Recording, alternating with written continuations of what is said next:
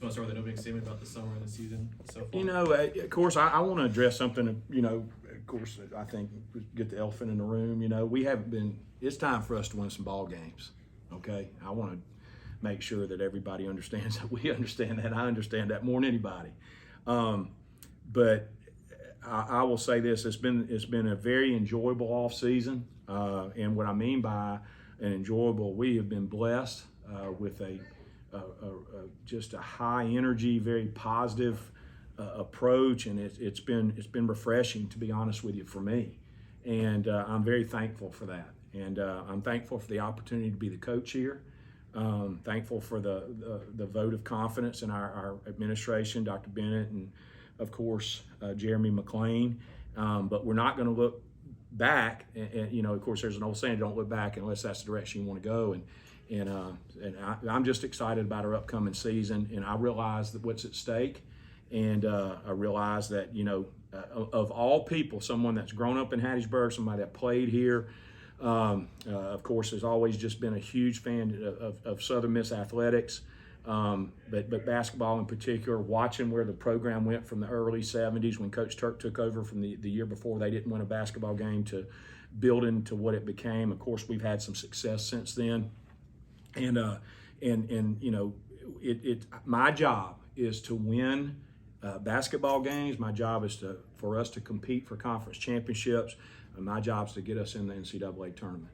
And if myself or someone else doesn't do that after the right amount of time, then the nature of my business is people gotta find somebody else. So I appreciate that more than anybody. That's the only time I'm going to address that for right now. And I really want to focus on our team and what we have moving forward. Y'all just had a great interview with two really good people, but good basketball players, and I think we've assembled a really good group. And like I said, they've been really, really fun to work with, and we've had a really good off season. Anxious for the season to get here. Coach, just what's the main change you've seen from this past season to now this? Just our culture is just so much better, and it's hard. You hear people overuse that term, culture, and sometimes it just happens. And it's just been, and of course now we haven't had any bullets flying yet. We hadn't lost a game. We haven't had to take a player out. Right now everybody gets to play a lot at practice early on, so you haven't had that type of adversity. But we've got one of the things that we wanted to do in the off season is we wanted to get older, and I don't think that we have a scholarship player on our team. I think we even only have one player on the entire roster that has played less than 3 years of 4-year basketball, and it could be at the Division II level. There's a few Division II guys that are transitioning, but we've got a lot of older guys. Felipe Haas, you're talking about a guy. And I know y'all got a chance to watch a good bit of practice. And of course, that was really only our third day, where we've been able to kind of go full scale, and we're still early on into this thing. But, a player that's played internationally, been overseas with the national teams, and it makes such a huge difference. So, but the culture, the approach, their togetherness, I'll look back to last year and say, I never felt like that. And I blame myself. I was able to get our entire team together on the same page. When this team leaves the Coliseum for practice, they stick together. You'll see them all out together. They're at restaurants, cafeteria, socializing, whatever it may be. They're always together. Whereas is maybe last year we would have three or four, one or two, whatever. I was just never able to push the right buttons last year to get us on the same page. But so far, that's what's made it enjoyable. Their approach to practice and to work, not just to practice, but they're early. A lot of those guys are getting here in the mornings at 6 or 7 o'clock just to get extra shots up and to work. We've got a great staff that's highly engaged in skill development, and they're constantly they're hitting those coaches. Coach, can you come work me out? Can you work me out? And it's just been a lot of fun. We've been able to coach basketball more so maybe than deal with other type of non-basketball issues, and that's been fun. When and you kind of touched on this already, but when guys start hitting the transfer portal, I mean, what becomes the main priority of what you're trying to find? I know you said experience, but I mean, what else were you trying to find in the portal? Well, I wanted us to increase our length, and I wanted there were several, and you're asking me specifics. Of course, we talked about getting older, but I thought one of the things our leading of our ones, twos, and threes last year, the guys that played the top 6 minute getters and the guys that played the 1, 2, and 3 position. Our top overall field goal percentage, overall, not from the three, was 34%.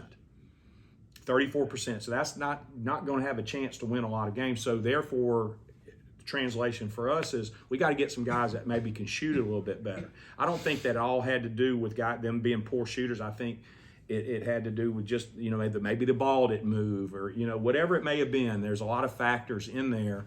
And because I do think that some of those guys were better shooters, but we wanted to get guys that could shoot the basketball. In fact, trust me, from this point forward, hey, don't recruit a guy. That's what our assistant coaches are hearing in our recruiting meetings. Don't recruit guys that can't shoot. Got to get guys that can score it, and also guys that were playmakers. And I'll give you, for instance, 2 guys, Austin Crowley. Austin Crowley was a guy that, of course, transferred from Ole Miss, a big guard, 6'4", 6'5", played a lot at Ole Miss, well coached at Ole Miss, but wanted to play a little bit bigger role. And a guy that can make plays. He's a playmaker. So guys that can score, guys that can make plays, and we wanted guys with length.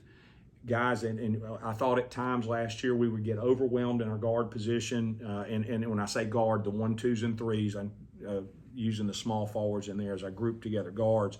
So I thought we were able to address that. And of course, Donovan Ivory's another guy that would immediately come to mind. Denaje Harris, that's coming back from last year. Those are guys that kind of fit the bill of what we're looking for: 6'4", 6'5", 6'6", 6'7". The guys that give us some length and allow us to do some things and take the brunt of the rebounding off of our 4s and 5s too. Coach, could you talk just about the process of, reshaping the roster and bringing in a lot of new guys and just trying to get them all on the same page? Yeah, that's a great challenge. I think that's a great question, Charlie. That's probably was my biggest concern, but because of the type of young men, and it starts with their character, this is going to sound like an excuse, but it's not an excuse. The year before, of course, we were coming off a COVID recruiting year. We couldn't get out off campus and recruit, and we were doing a lot of that forced you to do a lot of recruiting on the surface. You did your best by calling and so forth, but there's nothing better than sitting in somebody's across from them like we're doing and look them in the eye and can gauge kind of are they our kind of guys or not? Are they about do you think they'll fit into the way we do things here at Southern Miss? So I'll just say that we were looking for guys that were about winning. Of course, we lost a few guys we didn't want to lose. I mean, of course, I love Rashad Bolden. I wish Rashad would have stayed. But when you lose a bunch of games like we lost and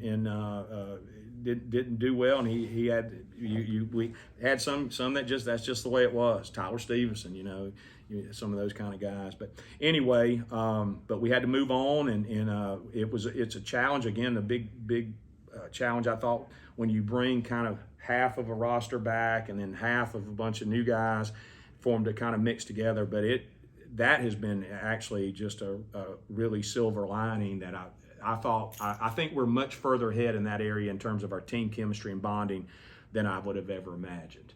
Yeah.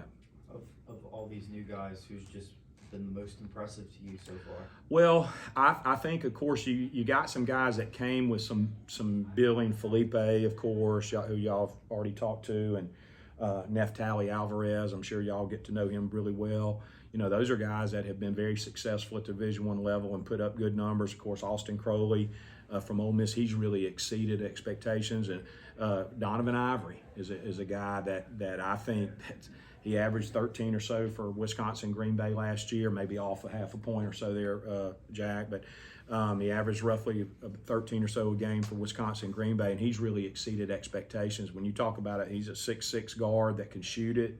Very skilled and has a high basketball IQ. He's another guy that's exceeded expectations. And I'm going to tell you, I could really mention all of them, but a guy that maybe doesn't look the part that y'all maybe saw that just shoots lights out is a kid named Nico Aguirre.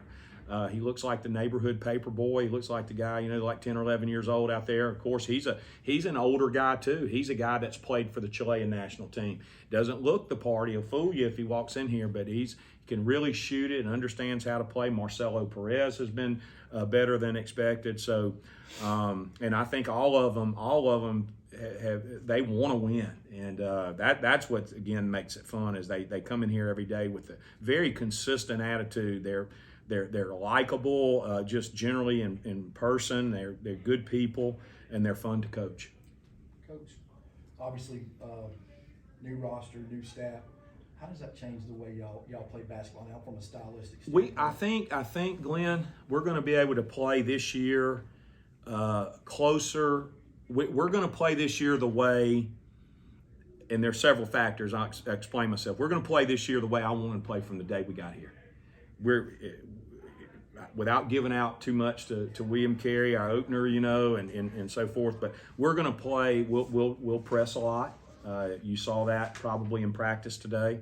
We'll play with a lot of pressure, more of a free-flowing type offense, and less set plays and patterns, and more of the basketball moving, and it'll be a lot of touches. I think that, of course, not on the defensive end, but on the offensive end, I think you'll see a lot of a way that Golden State plays in the NBA, if that's a way maybe to give you somebody to compare to. But a lot of open posts. We have a lot of skilled players, a lot of players that I think are interchangeable. So we're playing a lot of positionless basketball, which is really the way we wanted to play, but we've just never quite, I didn't think, had our style, our personnel didn't fit our style. And my job as a coach is, of course, to put us in the style of play, not that I prefer to play, but one I think gives us the best chance to win. But now we feel like that we've gotten to that point. So I think that's what you'll see, and I hope y'all will come back more often. Of course, you saw us as our third, full-scale practice, and come back more often, and hopefully you'll see a lot of growth over these next few weeks. Off of that, Jay, could you talk about your staff additions and what those two guys bring Yeah. bring to Yeah, really basketball? three guys. Of course, one of the guys, Zay Carson, was here last year as a GA, and of course, he worked his tail off, has an incredible rapport with the players. Never seen anybody that works harder at skill development, and I referenced that a few minutes ago. So Zay, and then of course Nick Williams, same thing. Nick came from Northwest Community College. He had a great career himself. If y'all look in his background, he's a heck of a player at Ole Miss. Played on some SEC championship teams at Ole Miss. So he brings a wealth of recruiting knowledge. They're good people. They're great recruiters. And they really are good basketball coaches. And then, of course, Juan Cardona has brought in I say this in a stereotypical way, but I mean, and he wears his passion on his sleeves, great passion, but that's 24 hours a day. I'm not sure when they sleep, they beat each other here to the office at 5:30 every morning. And of course they got players on the floor, and you're not having to force any of it. It's just been a lot of fun so far. Those guys have done a great job. I miss our prior staff. Those were all guys who were friends of mine, and wish them nothing but the best. But I love the guys that we have with our team now too. What do you think of this new league? How do you think these guys can compete in it? Andrew, I think that first of all, the league.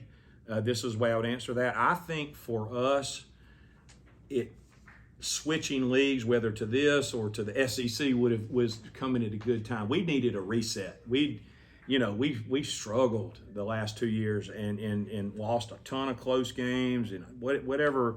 I just again take full responsibility for that. So I think in the terms of kind of getting back to where we want to be as a basketball program and setting some goals, it's all wide open because we don't know what Georgia State has. We haven't played against Georgia State. There's a few teams in the league that we have had some experience with, but there's a number of them that we haven't, and it kind of gives us a breath of fresh air and kind of gives us a restart. I like the fact that we're going to be playing teams just like in football that will be coming up when we start a football league play, where we're playing a lot of where our fan base can go. Our fan base, and of course, we've played South Alabama recently, but now it means something. Louisiana Lafayette, Monroe, of course, Troy, Arkansas State's not that far. I remember when we would play Arkansas State when I was playing here in a non-conference game. I mean, we would have a huge following up there. So that just feeds into all of that, and I think it means a lot to our fan base, that our fans, it resonates with them who we're playing. And I use this example. 2 years ago, we played at Florida International. And this is no affront to anybody. I thought Conference USA, y'all have heard me say this multiple times, Conference USA men's basketball was so undermarketed and underappreciated nationally that I thought we had a great product. And not blaming anybody, throwing shade at anybody, but for whatever reason, I mean, there were 2 or 3. It should have been a 2 or 3 bid league, and I just felt like it was undermarketed and underexposed. And so I have great respect for that league. But a couple years ago, we played at Florida International, and this was the year that we were playing the Friday and Saturday afternoons. We won on a Friday night. All of a sudden on Saturday, they had a COVID deal there, and when we got to the arena, they canceled the game. So we were able to get our flight back out that day. And I went to church the next morning here in town, and there's a man, he'd been following Southern Miss basketball since the 70s or maybe even before.